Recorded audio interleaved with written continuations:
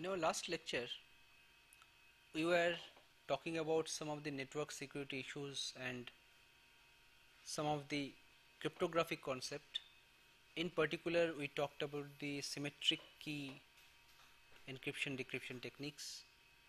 We looked at some of the classical algorithms like Caesar cipher, monoalphabetic cipher, transposition cipher, and we also looked at some of the practical schemes that people use like DES, triple DES, and we also mentioned about the standard which people use nowadays, AES.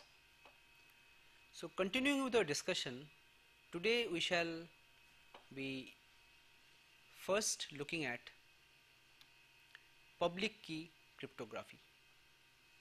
Now let us first try to understand the motivation before trying to explain what public key cryptography is. See, symmetric key cryptography methods like DES, triple DES, AES, all are fine. They are pretty strong algorithms. They are very difficult to break. Secrecy of the key is central point in guaranteeing the secrecy of information.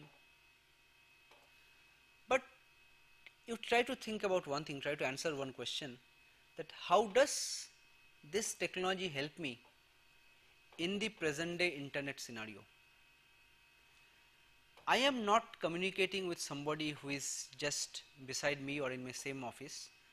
I may be communicating with somebody who is far off, who is located in a geographically remote location with respect to myself. So we can use methods like DES, triple DES, all right, but now the question arises, how do we agree upon the common secret key? Because unless both of us have the same key, we cannot start using either DES or AES. In the internet scenario, this is the biggest problem that this kind of symmetric encryption schemes face. Let me go one step ahead and tell you that the symmetric encryption schemes without any other support are virtually unusable. Okay? Unless you have a very reliable courier whom you can write the key on a piece of paper, write a sealed letter envelope, that envelope will get delivered to the other person opens it, and then you can start using that same secret key. That is of course one solution, but that has very limited utility. You cannot use it in general. Okay? Now this public key cryptography comes to the rescue. Let us try to understand the basic concept behind public key cryptography. Here we are using two keys for every simplex logical communication link. Simplex means a link in a particular direction. Suppose when I am saying there is a node A, there is another node B, A is sending some data to B. This is considered to be a simplex channel, and on this simplex channel I am saying that there are two keys, say K1, K2. Similarly, if we look at the communication in the other direction, there can be a pair of other keys K3, K4, say. Okay? So for every simplex links there are two keys. This is one of the main concepts in public key cryptography, and these two keys are traditionally called public key and the private key. Now these two keys are typically generated by every node. Like again, if you look back at this diagram, I am saying that on this particular link there are two keys K1, K2, on this particular link there are two keys K3, K4. But I can also consider these keys in a slightly different way. I can say B has two keys. One we are calling public key of B, this is the notation we use, KUB, and private key of B. Similarly, A will be having public key of A, private key of A.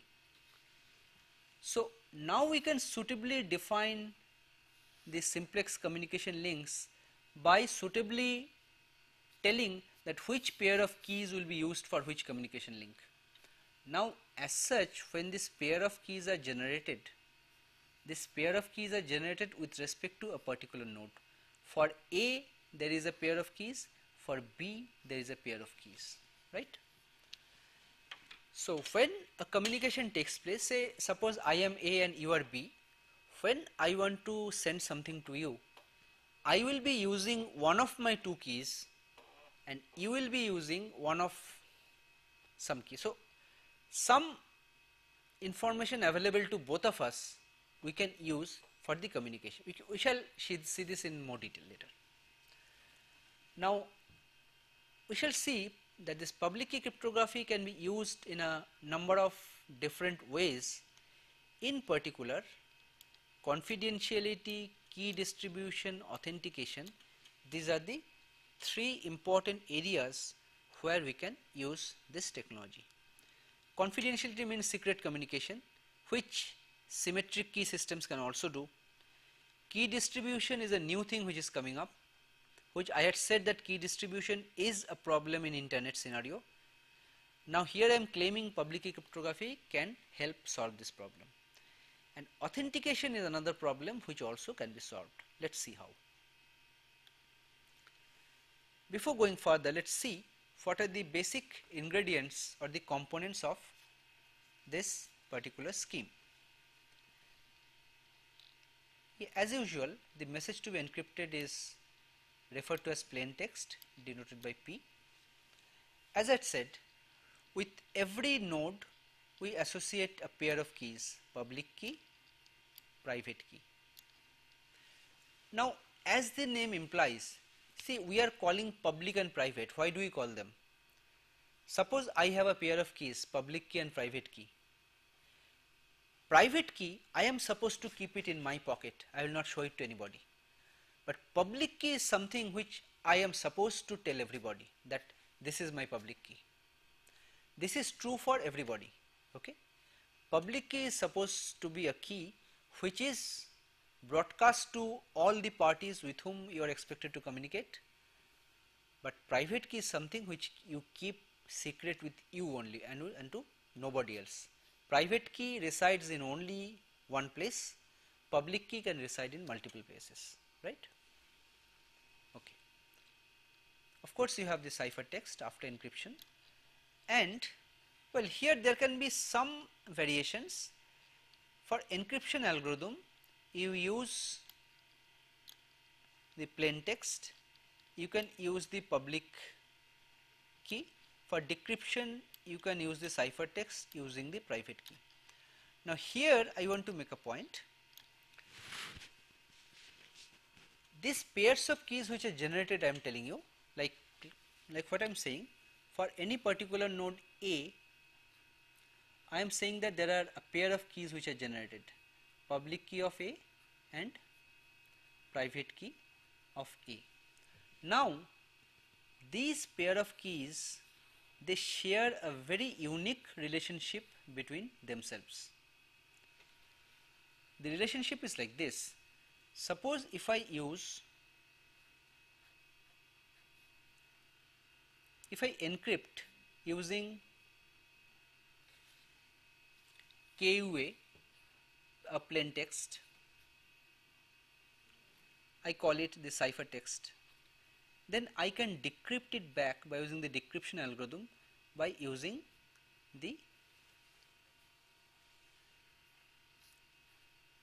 private key. This means that if I encrypt it using the public key, I can decrypt it using the private key. Now my encryption and decryption algorithms can be slightly different also.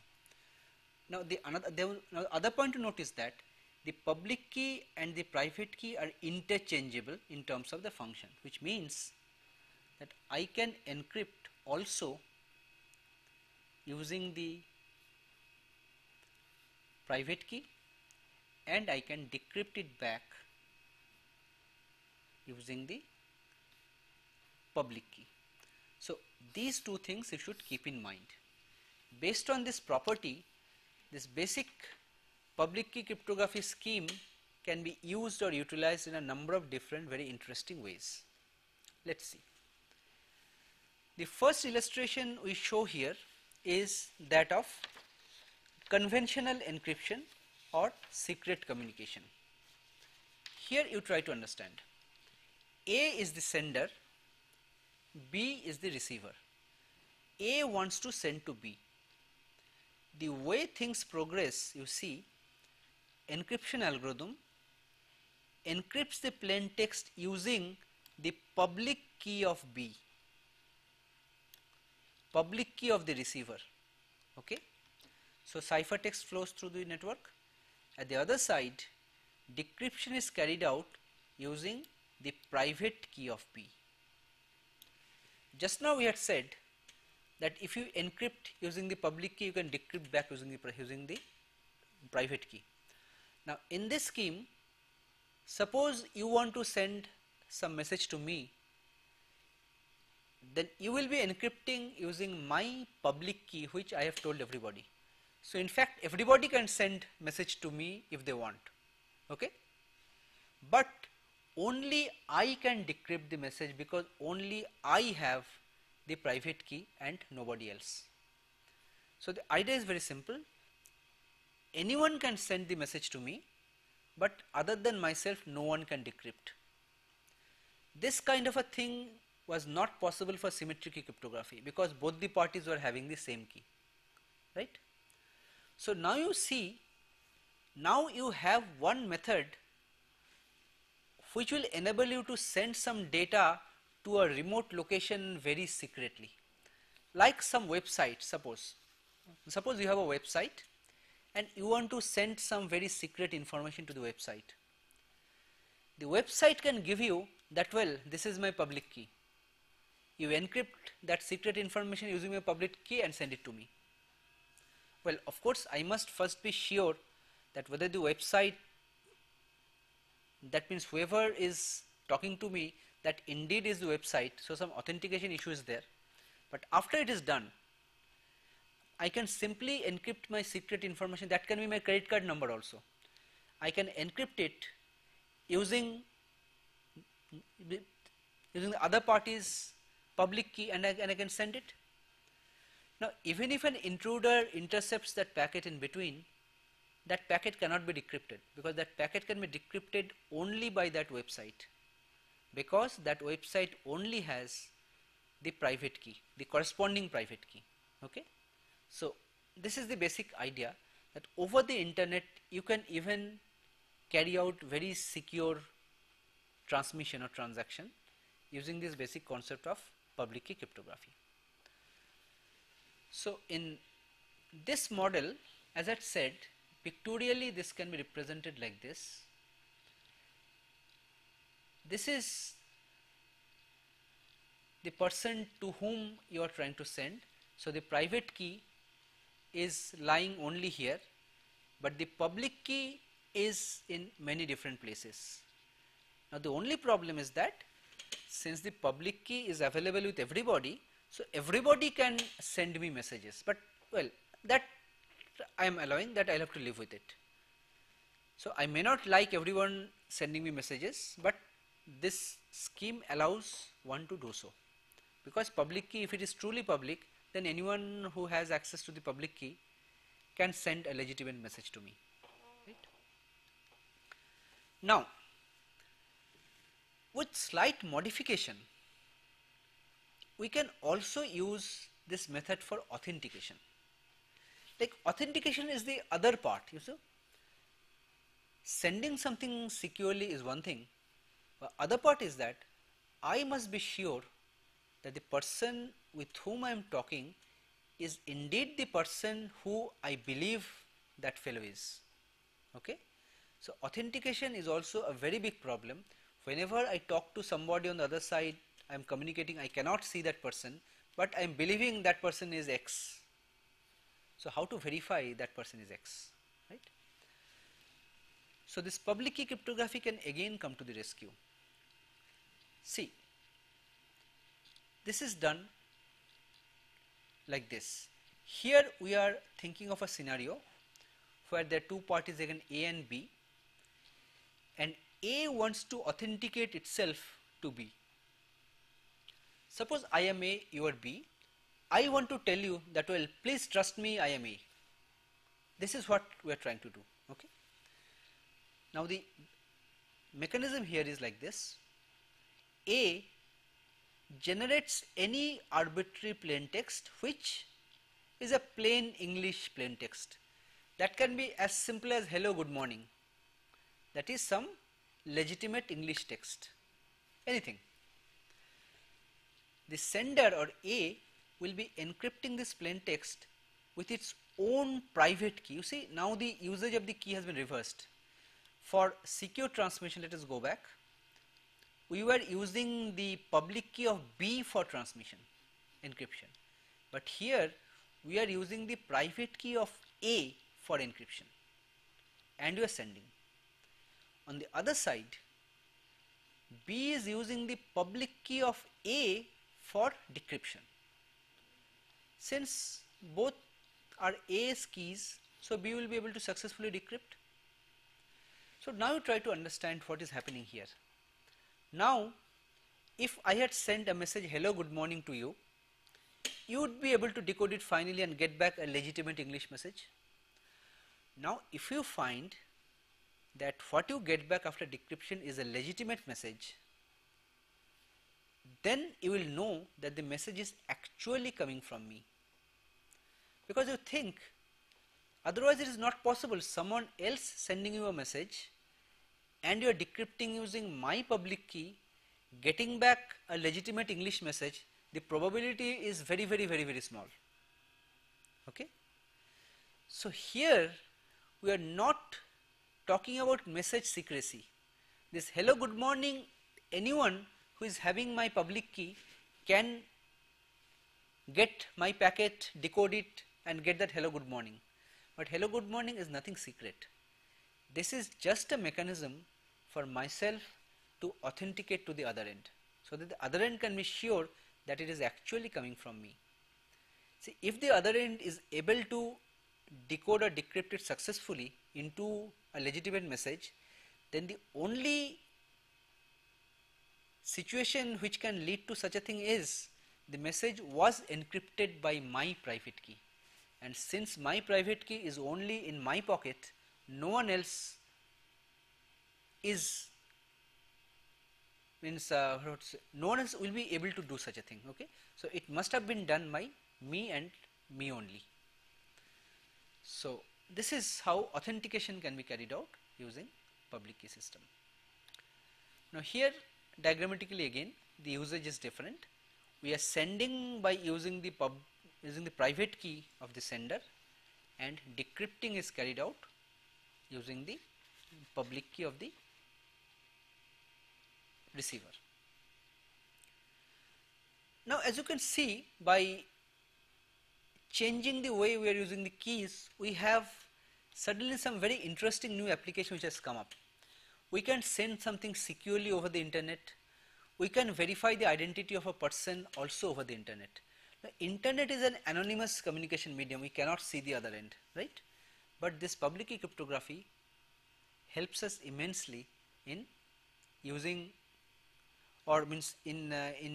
using this anonymous infrastructure to our advantage, so that we can also carry out some very serious transactions.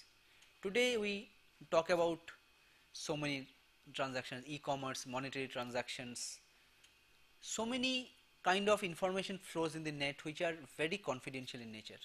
Now these kind of technologies allow us to do so. Okay. Now as we had said, talking about applications of public key systems, there are broadly three categories of applications you can categorize. One is simple encryption decryption. This we have already seen. Here the sender can encrypt a message with the public key of the recipient, and the recipient can accordingly decrypt it. Second application is authentication, or some kind of a digital signature, you can say. The sender signs a message with the private key. Now this message is not something private. And lastly, key exchange. This we shall see later, that two sides can also cooperate to exchange a session key. See, even using public key cryptography, I can share key with my remote friend. Like suppose we want to use symmetric key cryptography, suppose, but we do not have any easy mechanism to share a common key. So what we say is that let us agree upon a public key system where I generate a public key and a private key. I give my public key to you. So you generate a key randomly. You generate a random key yourself. Don't tell anybody else. You encrypt it using my public key and send it to me. I'll be able to decrypt it. No one else will be able to do so. Now both of us can have the same shared key. So public key cryptography can also be used for sharing or sending, receiving secret keys. Okay. Now, some of the requirements of a public key cryptographic algorithm. Firstly, it should be computationally easy for a party to generate a key pair, the public key and private key. Well, this easy, difficult, these are relative terms. It should not be computationally too time consuming for generating these pair of keys. Easy for the sender to generate ciphertext, easy for the receiver to decrypt ciphertext. Again, this easy is a very subjective term. Now we shall see later with some quantitative figures, but let me tell you right now that public key crypto systems are very good, they are very attractive, but the only problem is that they are very slow to operate as compared to symmetric key crypto systems. So symmetric key crypto systems also has its own uses. Suppose I have a very big file, I have a 1 gigabyte file, I want to send it to, this is a confidential file, I wanted to send it to you. Public key infrastructure is there, but I cannot possibly use public key cryptography to encrypt it, because it will take me possibly hours to encrypt such a big file. But what is the faster method?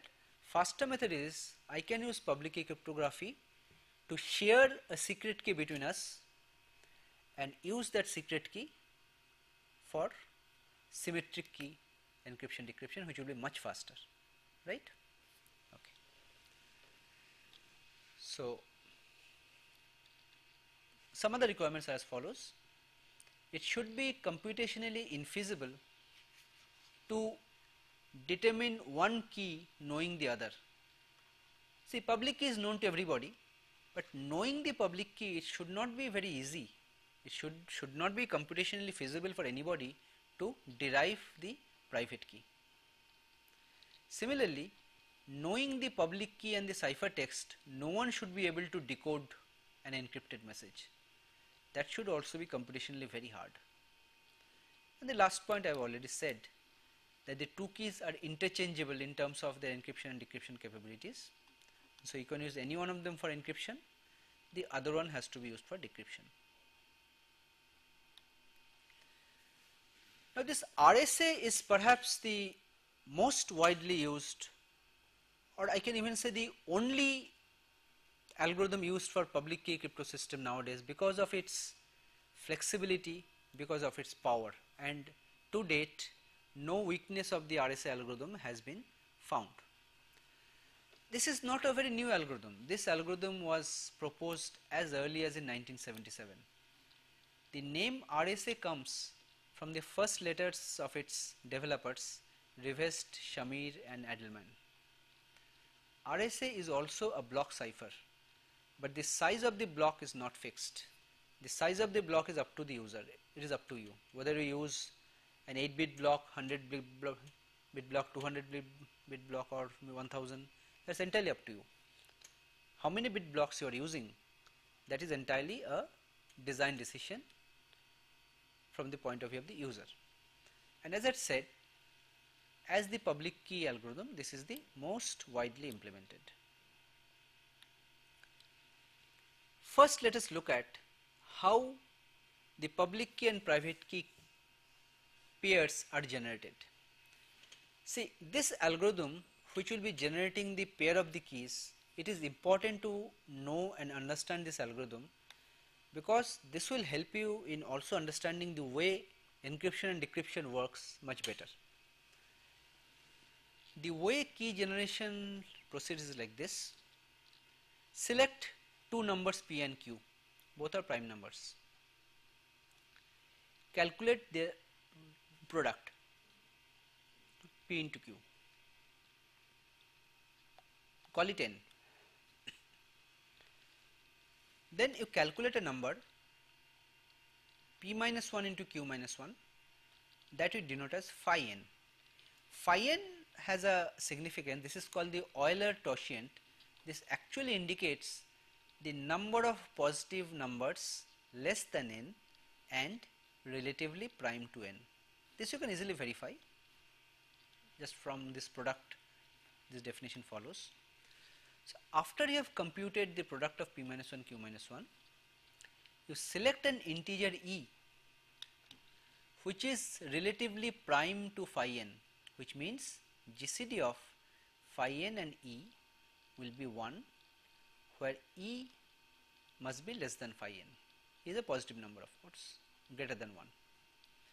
You try to find out such a e. After you have got such a e, you try to find out a d such that d and e are inverses, which means d into e will be 1 modulo phi n, or d equal to e inverse mod phi n, right. Now you can define public key as the combination of e and n, and private key as d and n. Now one thing you understand here, that the method apparently is simple, but one thing you remember, typically RSA algorithm today, the secure version of RSA, they work with key sizes of 1024 bits or more.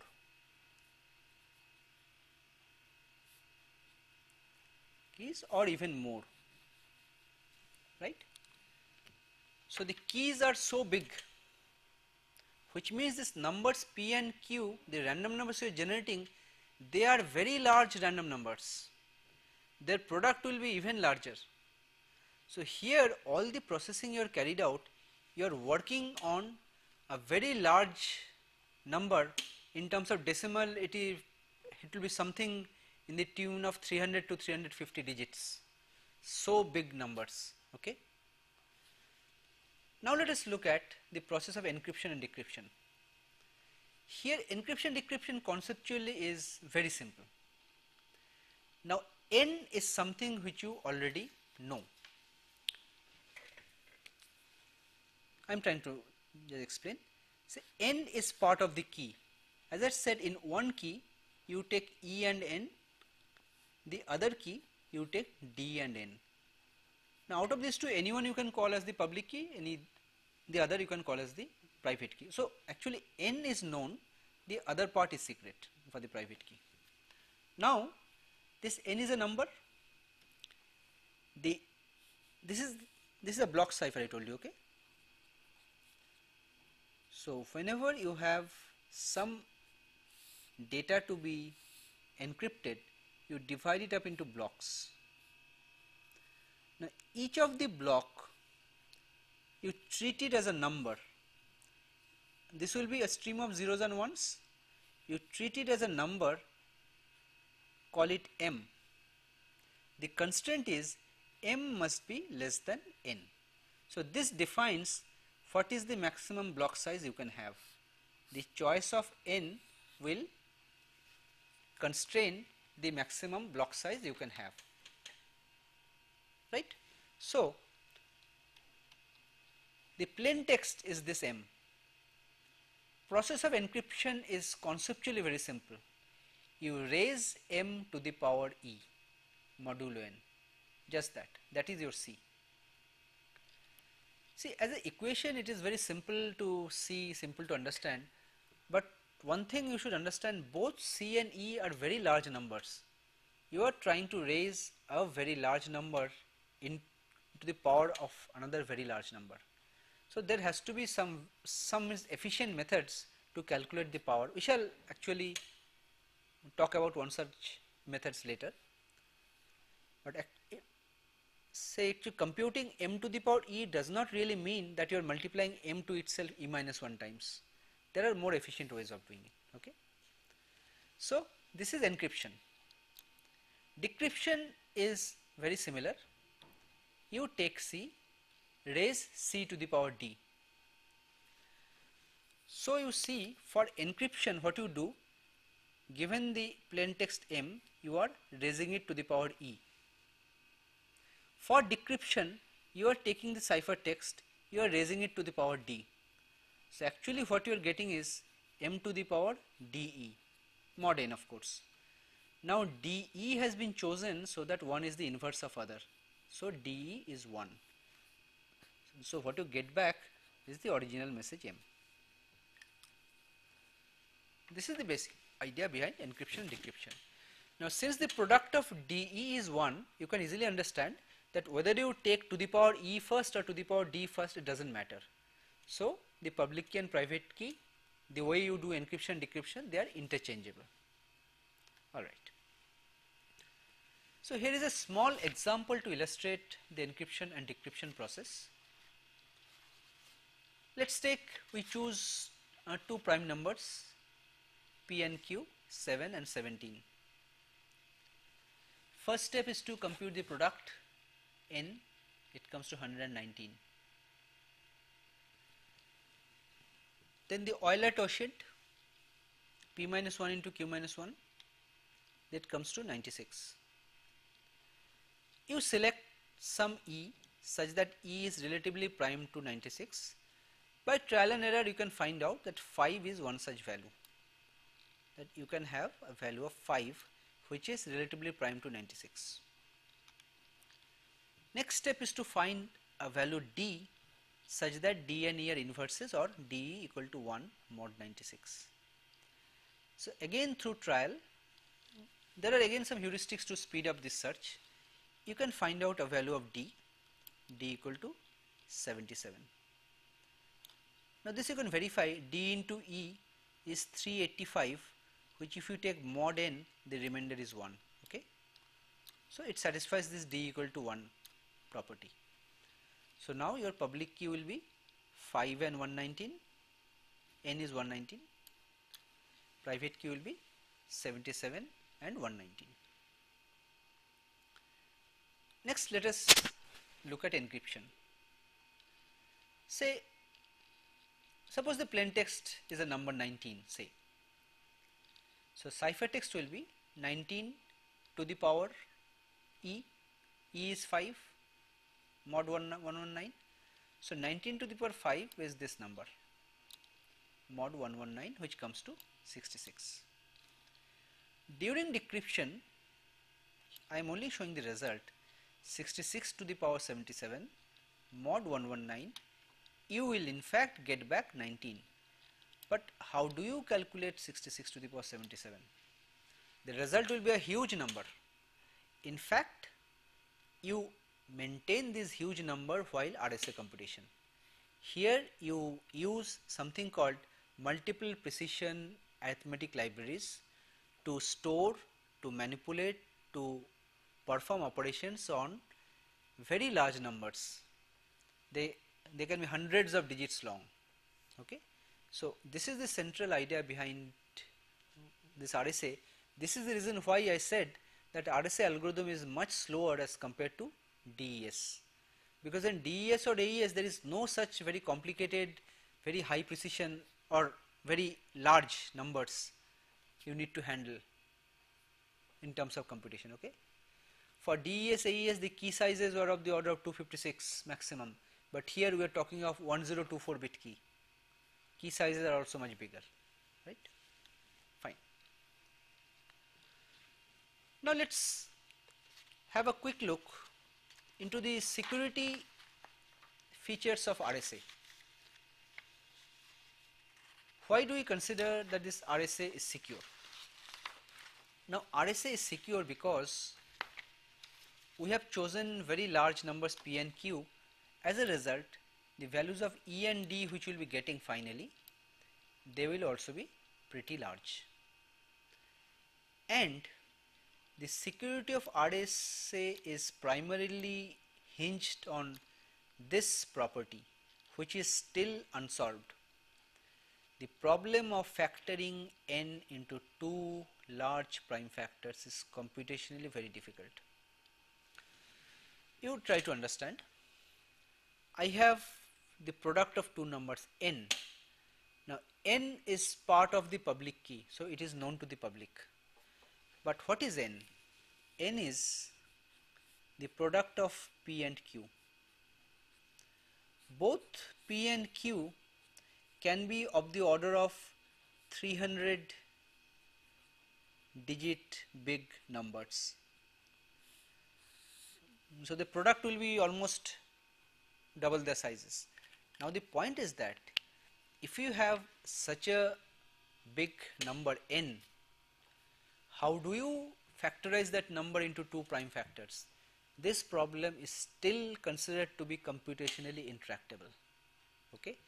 Now some people say, or they confuse this with another thing. See, some time back there were some research group at IIT Kanpur. They cracked a related problem. Given a number, they could find out in a reasonable time whether that number is a prime number or not. That can be a very large number also. But here the problem is different. We are not trying to check whether the number is prime or not. We are trying to find out the prime factors of a very big product number, right? So this problem is still safe and we can still use RSA without any worry. So if someone is able to factor n into the prime factor, so actually they will be knowing p and q, and knowing p and q will allow us to know phi n. Knowing phi n, you can know E and D very easily, because one of E and D will be part of the public key, so the private key can also be deduced from there if you know phi n, because you recall DE is 1 mod phi n, right. As it said, key sizes in the range of 1024 to 2048 bits today are considered to be very safe. Most of the financial transactions that you carry out over internet today, they use 1024 bit RSA. But if you are even fussy about the security level, you can raise it even further by increasing the size of the key. So the size of the key is entirely up to you. The only thing is that the time taken for encryption decryption will be much longer.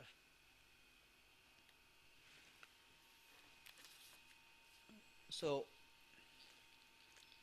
this RSA, this 1024 bit, how does this figure come? See, until about few years back, people felt that the keys which represented numbers of about 100 decimal digits, which approximately translates to 300 bits, they are quite safe. But actually, for the purpose of demonstration, a worldwide research team who work on cryptanalysis, they actually cooperated over the internet and they used 1600 computers in the distributed fashion and cracked the code, 300 bit code, in 8 months. This is for 300 bit, and for every added bit the complexity gets doubled. So 1024 bit is way beyond 300. So far as my knowledge goes, up to 480 bit RSA key sizes have been cracked, or people are trying to crack them. So 1024 is still you can say a generation ahead of that complexity. So 1024 bit keys, which translate to about 300 decimal digits, is considered to be strong enough for virtually all applications, at least for the next 10 years.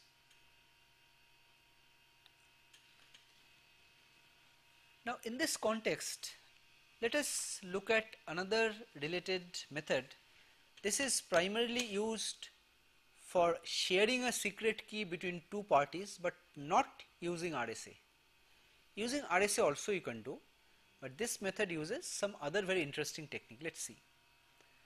This method was proposed in 1976, and again after the persons who proposed them, this method came to known as DiffieHellman key exchange algorithm. Now, DiffieHellman is used as part of many security solutions. Many applications they use DiffieHellman as one of the steps where keys are distributed. Here, the idea is very simple. There is no concept of encryption. You allow a group of users to agree on a secret key over insecure channel. The idea is that, see, if you talk about RSA, so using RSA also we can communicate a key to the other end, to the other party. But here we are actually doing an encryption for sending the encrypted version of the key. But in DiffieHellman key exchange, the interesting thing is that we are not doing encryption at all. We are using the public channel, the internet, to send some numbers back and forth. Intruder may be listening to those numbers, but the beauty of this method is that even by knowing the numbers what are flowing through, intruder will not be able to decode the key value that will finally be used by the two parties. Okay, so let's see how it happens. But DiffieHellman key exchange, as I said, it can be used for key generation or key agreement, but cannot be used for encryption and decryption. This method, again, the goodness of this method depends on a computationally difficult problem, that is the problem of computing discrete logarithms. We'll come to this later. The method goes like this. Suppose there are two parties A and B who want to agree on a shared secret key. At the first step, over the public channel, they agree on two large numbers n and g, where g is less than n. So an intruder silently listening to the communication will also come to know about g and n. Fine. So the idea is this: there is this party A, here is party B. They are trying to exchange some data, and an intruder sitting here silently gets hold of the values of n and g. Right? Fine. Now, in this method, A chooses a random number x. Similarly, B also chooses a random number y. Now, this selection of the random number are done at the two different ends. A selects a random number, B selects some other random number. What A will do, it will compute g to the power x. G is known, g to the power x modulo n. G and n are known, and let's call it capital X. Similarly, B will compute a similar quantity g to the power y. Y is the number B had generated, mod n. Let's call it capital Y, and this capital X and capital Y are transmitted. So what happens is that over the channel, this capital X and capital Y are going. So intruder will also know the values of capital X and capital Y.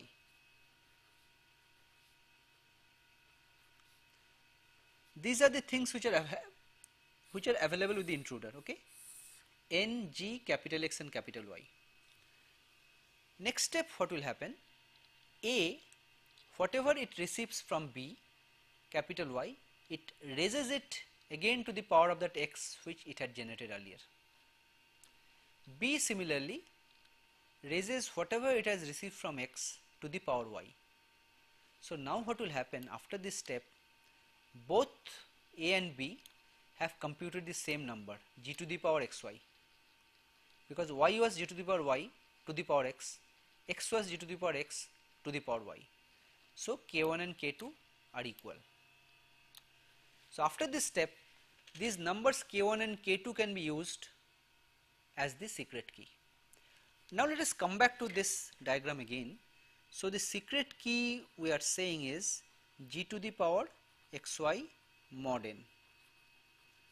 Now let's look at the intruder.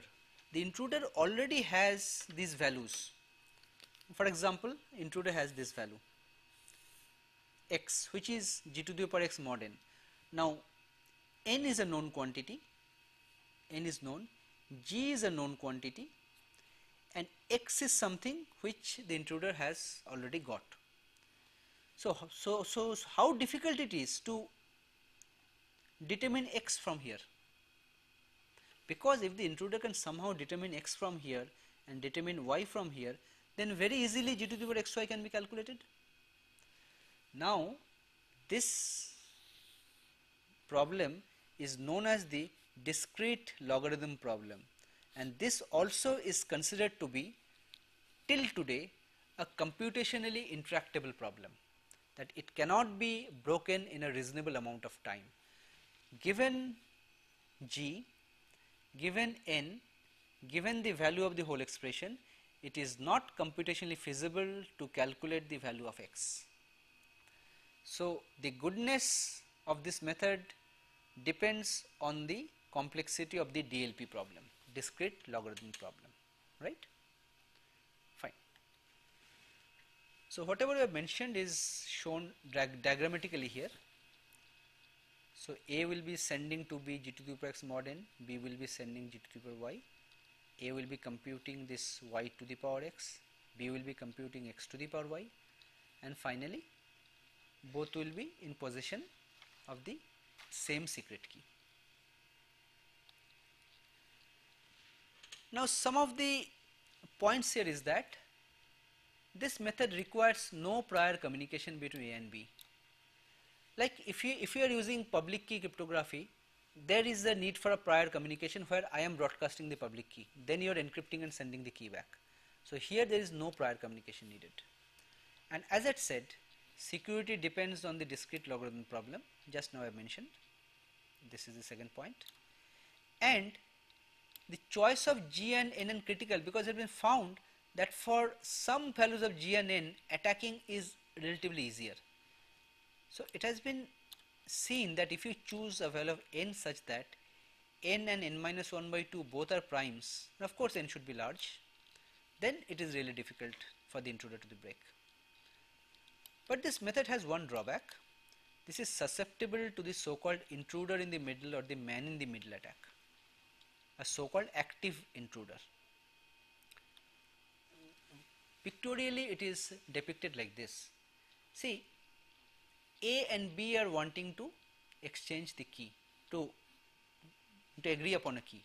Somehow there is a router or some node in between. Intruder has hacked that node and somehow intruder has cut A of the network. Okay, so A is here, no longer here on the network. Now intruder and B can communicate. Intruder creates packets and sends to B. B will believe that actually the packet is coming from A, and intruder will be knowing the DiffieHellman algorithm. So intruder can guess that random number x himself, and they can also proceed in the same way, the same sequence of steps they can follow, and intruder and B will finally agree on a common key. Now B doesn't know that whether the other side is intruder or A. Okay, so B in good faith will believe that the other party is A, and after agreeing on the key, B can actually start sending some confidential information possibly. So this man in the middle attack is possible in case of DiffieHellman key exchange. Now this is what I had said. Now here I have some figures. I had said symmetric encryption decryption scheme is much faster than asymmetric schemes. Some figures, RSA work at in the order of kilobits per second. DES works at megabits per second. DES is at least 100 times faster, sometimes it can be about 1000 times faster also. Okay, so as you can see that the symmetric encryptions will be at least 100 times faster as compared to the public key schemes. So public key schemes should be used sparingly and only in cases where very small volumes of data need to be encrypted. If you try to encrypt very huge volumes of data, the computation time may become large. And the other issue regarding key size, for DES or AES, we don't have much choice about the key sizes, but RSA it is user selectable. In DES or AES, it is the standard which tells you these are the key sizes you can possibly use. But in RSA you can even use 69 bits of key. No one stops you from doing that. Okay. We now look at a related issue. This is also a very important problem. Of course, we have said that we can use public key cryptography for authentication, but in all environments it is not suitable. Message authentication in general, I am sending a message to you, how do you authenticate that it is actually coming from me? So broadly there are several methods. First one is authentication using conventional encryption, where only the sender and the receiver should share a key. Here the idea is like this. Here is the sender. Sender takes a message to be transmitted, encrypts it, sends to the receiver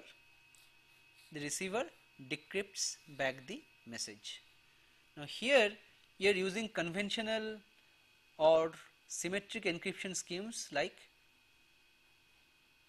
DES or AES. Now here we are calling this an authentication scheme because what I am saying that this message itself can be a English text message, for example. So the receiver, after decoding or decrypting, if the receiver finds that what is obtained back is a meaningful message, then the receiver will be able to know that in addition to receiving the message, it will be able to know that it is actually coming from the person from whom it is expecting it to come, because both of them are sharing the same key. Someone else is not expected to know the value of the key, so it is not possible. So the second method that we shall see, this is called message authentication without message encryption, because sometimes we need only authentication, there is no necessity for message encryption, because the message can be pretty large, but I only want to know that from whom the message is coming. Maybe I am downloading some program text from somewhere. I don't worry that whether someone is reading whatever I am downloading, I don't care, but what I must be sure of the identity of the origin. Okay. So this is authentication without message encryption. Here an authentication tag can be generated to each message. We will see this with the help of an example just in the next slide. And thirdly, this is similar, these two are similar in fact, message authentication code. Now this authentication tag and message authentication code, conceptually they are similar. There is a message authentication code which is generated, which is a function of the key and the message, which is transmitted as part of the message. So let us see how it happens. Suppose here is the message we want to send. Okay, here is the message. There is a message authentication code generation algorithm which takes a secret key, it generates the MAC. MAC is appended to the message and transmitted. So the receiver gets back message as well as the MAC. Receiver again computes the message authentication code from the message using the same value of the key, and it compares whether the two MACs match. If they match, then we will be knowing that the message is actually coming from the sender, because only the sender and the receiver is knowing the same key, and any intruder cannot change the message or the MAC in such a way. Here you will be getting a perfect match, right? So in fact there are many algorithms which are existing in this family. There are MD family, these are all authentication algorithms. The MD family, there are a number of different variations. MD5 was the most popular, 128-bit hash code it generates. Then SHA family, SHA, there are a number of variations depending on how many bit signature or the authentication code it generates. Then RIP EMD is a version. Again, there are two variations, 128-bit, 160-bit.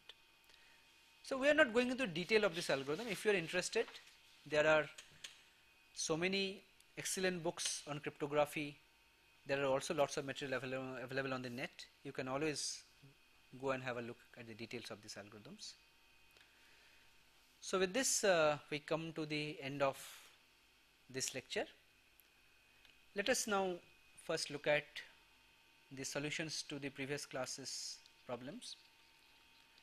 What is the main difference between passive and active attacks? In passive attack, the opponent passively listens to the passing packets. In active attacks, the opponent also makes some modifications to the packets. 10 parties exchange messages securely using DES. How many distinct key values are required? Well, we said that there will be 10 C2 number of possible keys required, which comes to 45. What is the main difference between substitution cipher and transposition cipher? In substitution cipher, each letter or group of letters are replaced by some other letter or group of letters. So there is a replacement or substitution. Whereas in transposition there is no replacement, rather the letters are jumbled or permuted. For breaking transposition ciphers, what are the initial guesses that need to be made? We said number of columns is the first guess and some probable words in the plain text is the second guess. How many rounds are there in DS? 16. What is the key length of DS? It is 56. How does triple DS helps to increase the effective key length? Here we are using 3 runs of DS. So effectively the key size becomes 168 bits, 56 into 3. So now some questions from today's class. For 10 parties communicating using RSA, how many keys are required in total? In public key cryptography, how are the keys used for encryption application? Again, how are the keys used for authentication applications? Which of the two is faster, RSA or DES?